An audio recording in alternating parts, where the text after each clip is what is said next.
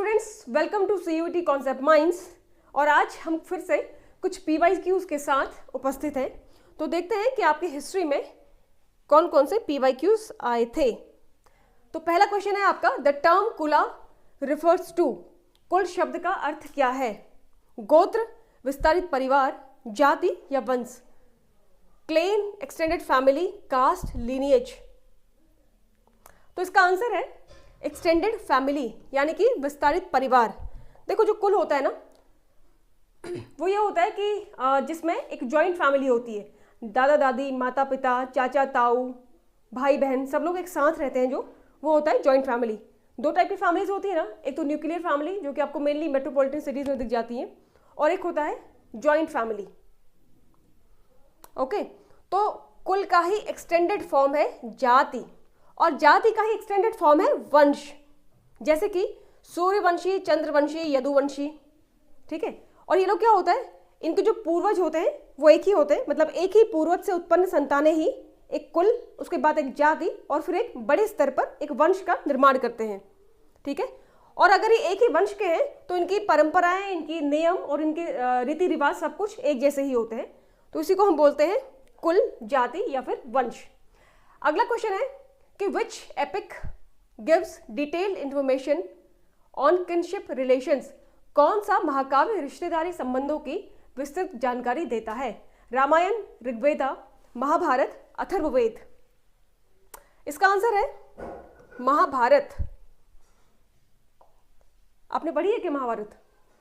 ठीक है, तो महाभारत क्या था?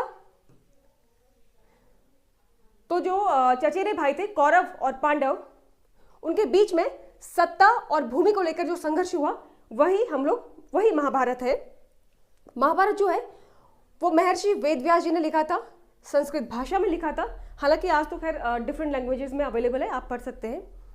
18 अध्याय थे उसमें, और लगभग 1 लाख श्लोक हैं महाभारत में।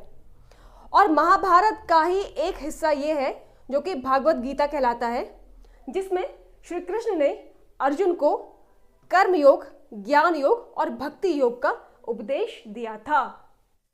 तो आपका नेक्स्ट क्वेश्चन है, what does the term varna literally mean. वर्ण शब्द का शाब्दिक अर्थ क्या है? ऑक्यूपेशन, बर्थ, कलर या फिर लीनिएज, पेशा, जन्म, रंग या फिर वंश। तो वर्ण शब्द का जो शाब्दिक अर्थ है वो है रंग, गौर वर्ण कहते हैं ना हम लोग। तो देखो, प्राचीन भारतीय समाज में सोसाइटी में बैलेंस लाने के लिए हमने क्या किया कि वर्ण व्यवस्था को ईजाद किया। उसमें हमने 4 टाइप के वर्ण बताए, ब्राह्मण, क्षत्रिय, वैश्य, शूद्र। और इसलिए किया गया था कि ताकि किसी एक व्यक्ति को उसकी योग्यता के अनुसार काम करने दिया जाए, और इससे क्या होगा कि समाज में संतुलन बना रहेगा। ठीक है, तो पहले जो वर्ण व्यवस्था थी वो कर्म के आधार पर थी, जो जैसा कर्म करेगा उसको उसी कैटेगरी में रखा जाएगा। लेकिन धीरे धीरे ये हमने जन्म के आधार पर कर दी, और इससे क्या हुआ कि समाज में असमानता और भेदभाव फैला, और इसी का एक्सटेंडेड फॉर्म अब क्या बन गया, जाति व्यवस्था में। तो जो आप प्रेजेंट टाइम में जो जाति व्यवस्था देखते हैं ना, वो पहले इस फॉर्म में नहीं थी। ओके, आपका अगला क्वेश्चन है, how many varnas are described in Brahmanical text. ब्राह्मण ग्रंथों में कितने वर्ण बताए गए हैं? Very simple, 2, 3, 4, 5। तो इसका आंसर है 4। ब्राह्मण ग्रंथों में 4 टाइप के वर्ण बताए गए हैं, ब्राह्मण, क्षत्रिय, वैश्य और शूद्र। जिसमें ब्राह्मणों का काम था अध्ययन और अध्यापन का काम, यानी कि पढ़ना और पढ़ाने का काम। क्षत्रियों का काम था रक्षा करना, युद्ध करना। ठीक है, और वहीं पे जो वैश्य है उनका काम था व्यापार करना और खेती करना, कृषि करना। और जो शूद्र थे, शूद्रों का काम था मेनली कि ऊपर के 3 वर्णों की सेवा करना, श्रम करना। ठीक है, अगला क्वेश्चन है आपका, which varna was placed at the lowest position.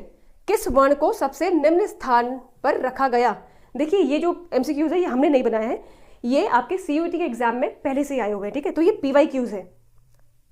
तो हाँ, आपका क्वेश्चन है कि किस वर्ण को सबसे निम्न स्थान पर रखा गया, तो इसका आंसर है शूद्रास को, क्योंकि शूद्र को सेवा के लिए निर्धारित किया गया था, सेवा और श्रम के लिए।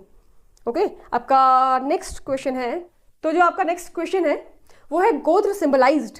गोत्र किसका प्रतीक था? Occupation, clan, lineage, caste, hierarchy या फिर टेरिटरी, पेशा, वंश, परंपरा, जातिक्रम। तो गोत्र जो है वो वंश, परंपरा का प्रतीक है। ठीक है, तो जो गोत्र होता है वो मेनली जो है किसी वैदिक ऋषि के नाम पर होता है। भारतीय समाज में जो भी गोत्र है वो किसी ना किसी वैदिक ऋषि के नाम पे होता है, ये आपको पता ही होगा, जैसे कि भारद्वाज ऋषि, गौतम ऋषि, वशिष्ठ ऋषि, कश्यप ऋषि। ठीक है, तो यानी कि किसी एक पर्टिकुलर ऋषि या फिर एक पर्टिकुलर पूर्वज से उत्पन्न संतानें सेम गोत्र शेयर करती हैं और यही होता है गोत्र। नेक्स्ट है एक्सोगेमी मीन्स, बहिर्विवाह का अर्थ क्या है? तो एक्सोगेमी का मीन्स होता है कि बहिर्विवाह। इसका जो अर्थ है marriage within clan, marriage outside the clan, widow remarriage या फिर चाइल्ड मैरिज, गोत्र के भीतर विवाह, गोत्र से बाहर विवाह, विधवा विवाह या फिर बाल विवाह। तो एक्सोगेमी का जो मतलब है वो है गोत्र से बाहर विवाह करना। ठीक है, बहुत सारे समाज में होता है ना, मतलब मेनली मोस्टली समाज में यही होता है कि एक गोत्र में विवाह जो होता है वो वर्जित होता है। किस लिए?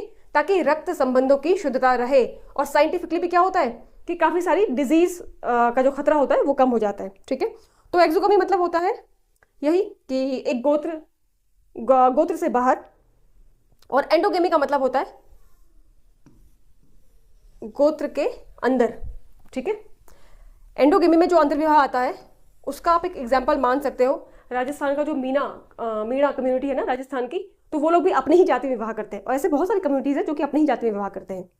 ओके, आपका नेक्स्ट क्वेश्चन है which group was excluded from, okay, next question है कि आपका which group was excluded from the varna system, कौन सा वर्ग वर्ण व्यवस्था से बाहर था? शूद्राज, क्षत्रियाज, वैश्याज या फिर चांडालाज?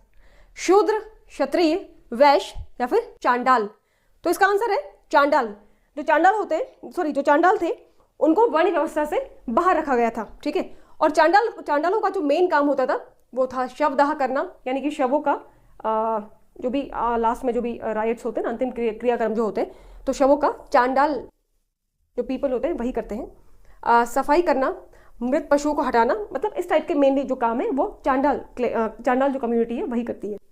ठीक है, तो जो चांडाल है ये जन्म आधारित भेदभाव का ही परिणाम है। ठीक है, इससे क्या हुआ कि समाज में असमानता हुई और शोषण बढ़ा। इसी को प्रोटेक्ट करने के लिए भारतीय संविधान में अनुच्छेद 17 में क्या लाया गया था? अस्पृश्यता का अंत। ठीक है, तो आर्टिकल 17 से इसको प्रोटेक्ट करने की कोशिश की गई। नेक्स्ट क्वेश्चन है आपका the concept of patriarchy implies, पितृसत्ता की अवधारणा का अर्थ है female dominance, equal authority, male dominance, religious authority, स्त्री प्रधानता, समान अधिकार, पुरुष प्रधानता, धार्मिक सत्ता। तो पितृसत्ता यानी कि पेट्रियार्की, ये नाम से ही आप इस क्वेश्चन को करेक्ट कर सकते थे। इसका आंसर है मेल डोमिनेंस यानी कि पुरुष प्रधानता। ठीक है, अब इसमें क्या होता है, देखो इसमें यह है कि जैसे कि पारिवारिक, आर्थिक, सामाजिक और राजनीतिक जो स्तर पे पुरुषों का वर्चस्व होगा। ठीक है, यानी कि सत्ता, निर्णय निर्माण यानी कि डिसीजन मेकिंग, संपत्ति और संसाधनों पर किसका बाहुल्य होगा? पुरुषों का। मतलब सारे डिसीजन कौन लेगा? पुरुष लेंगे। इसमें महिलाओं को क्या समझा जाता है? द्वितीयक यानी कि अधीनस्थ। महिलाओं को सेकेंडरी रखा जाता है पुरुष प्रधान समाज में। आज भी जो भारतीय समाज है, आज भी जो भारतीय इंडियन सोसाइटी है, उसमें क्या है? मेनली क्या है? पेट्रियार्की ही है। हालांकि धीरे धीरे समाज चेंज हो रहा है। विच टेक्स्ट क्रिटिसाइज्ड सोशल इनइक्वालिटीज, कौन से ग्रंथ सामाजिक असमानताओं की आलोचना करते हैं? अर्थशास्त्र, मनुस्मृति, बौद्ध ग्रंथ या फिर पुराणास? इसका आंसर है बुद्धिस्ट टेक्स्ट्स। ठीक है, तो जो समाज में फैली जितनी भी असमानताएं थी उनको कॉन्कर करने के लिए ही मेनली क्या आया? जैनिज्म और बौद्धिज्म मेनली क्यों आया था कि समाज जो सोशल इनइक्वालिटीज थी यानी कि जो सामाजिक असमानता फैली हुई थी उसको कॉन्कर करने के लिए मेनली जैनिज्म और बौद्धिज्म को लाया गया। ठीक है, तो बौद्ध धर्म जो कि 6वीं शताब्दी ईसा पूर्व में माना जाता है, इसको गौतम बुद्ध यानी कि सिद्धार्थ इसके संस्थापक हम लोग मानते हैं। इसका जो मेन पर्पज जो था, जो कि वैदिक कर्मकांड और ब्राह्मण प्रभुत्व का विरोध करना, यज्ञ बलि प्रथा की आलोचना करना और वर्ण व्यवस्था पर कटाक्ष करना।